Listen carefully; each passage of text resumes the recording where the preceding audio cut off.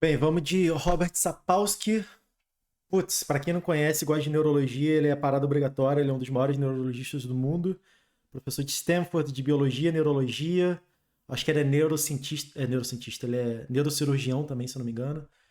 E esse maluco é sinistro, eu sou cadelinha dele. Vambora. Eu não vi esse vídeo, eu vi ele uma recomendação muito forte desse vídeo, mas eu não vi, então vou ver em primeira mão aqui com vocês. Vambora. Ask, okay, well, what about the neurobiology of sexual orientation in women? Vastly smaller literature, far, far less studied. What has been showed so far are only two endpoints. One is the same deal with the fourth to second finger ratio. On the average, gay women have the ratio more typical of straight men than straight women. The other thing that's been shown is the same autoacoustic reflex thingy going on there. Final realm of neurobiology, rather than issues of gay versus straight, what is the neurobiology of transsexuality? And that used to be considered to be purely a domain of Nossa. psychopathology. If being gay used to be a certifiable psychiatric disorder up until the early 1970s, the American Psychiatric Association, in their textbook, the Diagnostic Statistical Manual, you could be psychiatrically certified as ill, a psychiatric. Ó, vou te falar que isso daqui tem uma galera que ainda acha isso daqui, hein? É exatamente isso. E isso é uma completa loucura na minha cabeça. Você, possivelmente hétero, quer criar uma lei para colocar outras pessoas que estão tranquilas na vida delas, como ou psicopata ou psicologicamente como doente. Certificado psicologicamente como doente. Isso é uma loucura, isso é uma disposição muito grande para cuidar menos da própria vida e mais da vida do outro, né? É uma coisa louca, enfim. O vídeo é sobre biologia. Vou voltar um pouco aqui, mas vamos lá.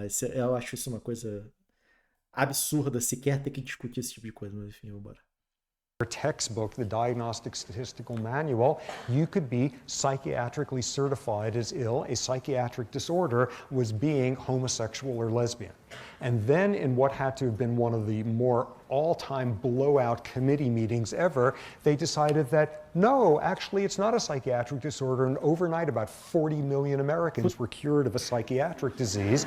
The notion of transsexuality as a psychiatric disorder has had much, much longer shelf life. What's the neurobiology of that? To date, there have been a handful of studies, and they show essentially the same thing. Really, really interesting. Another region of the brain that shows a sex difference in its average size. Don't even worry about the name of this. It's called the bed nucleus of the striae terminalis. Meu Deus. It's where the amygdala begins to send its projection into the hypothalamus. Another one of those gender differences. There's one type of neuron in there with a certain type of neurotransmitter where very, very reliably it is about twice the size in males than in females. Sufficiently so that even in human brains you could pretty confidently determine the sex of somebody by seeing the number of these neurons. You'll see I'm not even saying the name of the neurotransmitter, it's irrelevant. It's just another one of those differences, a dimorphism in a region of the brain, a really, really reliable one. And this was a study done by some superb neuroanatomists looking at transsexuals. And what they showed was very interesting, which was very, very reliably and a very powerful effect what you would see in their large sample size of transsexuals' brains post-mortem was people would have this part of the brain the size not of their sex that they were born with, but rather of the sex they insisted they always actually were. Wow. E aí?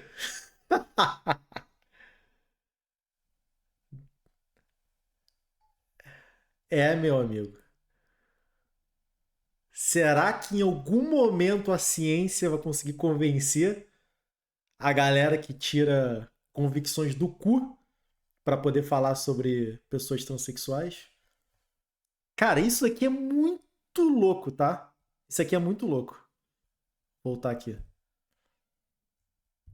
in their large sample size of transsexuals' brains post-mortem was people would have this part of the brain the size not of their sex that they were born with, but rather of the sex they insisted they always actually were. Wow.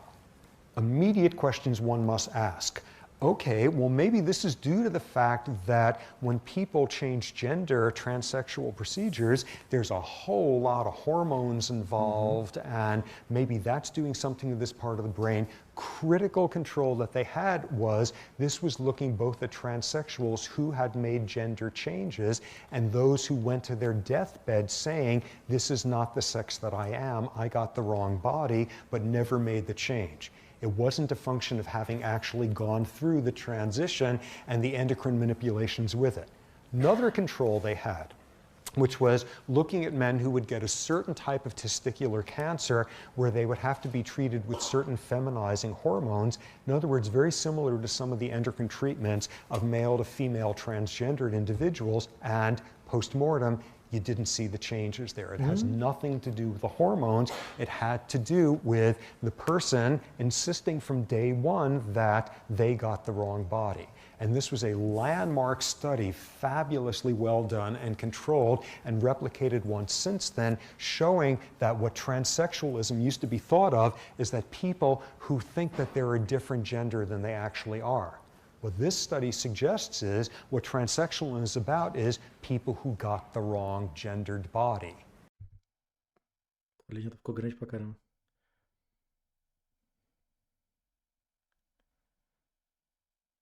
Isso tudo sugere que o transexualismo se refere a pessoas que têm. These are people who are chromosomally of one sex. In terms of their gonads, they're of that sex. In terms of their hormones, they're of that sex. In terms of their genitalia and their secondary sexual characteristics, they're of that sex. But they're insisting that's not who I really am. This part of the brain agrees with them. Also, very interestingly, that study was done by the same Dutch scientists who did this one. Again, this is very complex terrain in terms of what these things wind up implicating. Cara, rapidinho, sabe uma parada que me irrita muito aqui? Geralmente, eu não sei se quem aí tá de vocês já entraram nesse tipo de discussão, mas quando vai discutir sobre a questão, a parte científica, o primeiro argumento que vem é não, mas cromossomo XX, XY, e Deus fez assim. A galera se apropria de uma explicação científica para poder, inclusive, às vezes, botar, tipo, que Deus que fez assim, não sei o que lá. E, galera, eu tô falando mal de religião não, tá? Eu só tô falando dois argumentos que se recebe, beleza? E isso é uma loucura, porque a galera se apropria da parte que convém. Mas a ciência continua estudando a parada, continua desenvolvendo, continua entendendo outras coisas. E aí, essa parada não me interessa. Porque isso agora vai contra, de fato, a minha convicção. Tá ligado? Então, na verdade, o pessoal não tá nem aí, meu irmão, pra o que a ciência tá falando, se é o cromossomo XX, XY. Essa parada já caiu. Tipo assim, cromossomo XX, XY é a ponta do iceberg pra explicar genética. Tá ligado? E o corpo humano. É isso que esse cara tá falando agora, um troço foda sobre o cérebro, questões muito mais detalhadas, reais, factuais, baseados em autópsia, baseados em grupo de controle. E aí? Essa parte vocês vão usar ou não? Again, this is very complex terrain in terms of what these things wind up implicating. Interestingly, that study was published right around the time that the city of San Francisco did something very cool, which was for city employees now, medical insurance will cover transgender operations. However, there's no evidence that the obscure endocrine journal published out of Latvia or something did that like the afternoon before. You know, the San Francisco commissioners had their meeting on that one. But nonetheless, this is a subject with all sorts of realms of implications. One additional study about transsexualism. Okay, how many of you know about phantom limb syndrome? Okay. You are a guy with a penis, and you get a certain type of penile cancer, and what's often done is your penis is excised, it is cut off, and about 60% of men who've had to have their penises removed because of cancer there wind up getting phantom penile sensations, which I don't want to know about. What you see, though, is when you take transgendered individuals who go from male to female, in other words, as part of it, having their penises removed, 0% rate of penile phantom sensation. Doideira. Suggestion being that there is something much more normal in that case than when a penis is being removed for cancer. A whole new area of research, very novel, very challenging. Okay, so this has given us a sense now of this bucket. And we are now ready to move on to what in the environment releases some of these fixed action patterns of sexual behavior, what in the environment is doing this or that to the medial preoptic area or the amygdala or vasopressin receptor levels or any such thing. What are the sensory triggers for the neural? Acho que aqui é isso, né? Ele vai para outro lado. Acho que o ponto, para mim, eu gosto também de pisar no chão, é isso, né? Tipo, ele tá falando de pesquisas que estão começando agora, né? Ele começa esse vídeo falando de, tipo, do punhado de pesquisa, quantidade ínfima de pesquisas que existem em relação a pessoas homossexuais e ainda mais baixo ainda, a transexuais, em relação a pessoas heterossexuais. Dito isso, tem muitas coisas que ele próprio fala que a gente tá só começando. A gente tá só tentando entender o que tá acontecendo. A gente viu comportamentos, viu coisas acontecendo, mas a gente ainda não entende o porquê que tá acontecendo. Então não dá pra tirar conclusão, né? Não dá pra falar, por causa disso, por causa daquilo, que senão a gente utiliza da mesma moeda de pessoas que têm uma convicção muito forte sobre as coisas. Mas o ponto tem muitas coisas muito mais complexas que atiram pra vários outros lados, que é essa galera que fica tentando afirmar que homem é homem, mulher é mulher, nasceu assim, nasceu assado, tem que ser aquilo e...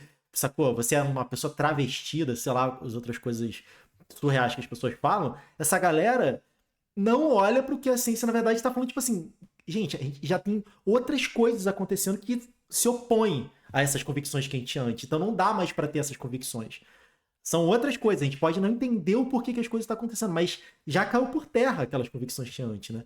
Eu acho que esse que é o grande lance desse vídeo. E esse vídeo... Eu não tenho certeza quantos anos ele tem, mas ele deve ter por volta de uns 10 anos. Esse bobear, ele deve ter uns 12 anos esse vídeo. Esse cara, ele tem feito vídeos mais recentes sobre novas descobertas. É uma coisa que, se eu ver mais recente dele ou de outro neurocientista, eu vou trazer pro canal com certeza. Enfim. Muito maneiro esse vídeo. Muito maneiro. Robert Sapolsky, você nunca decepciona.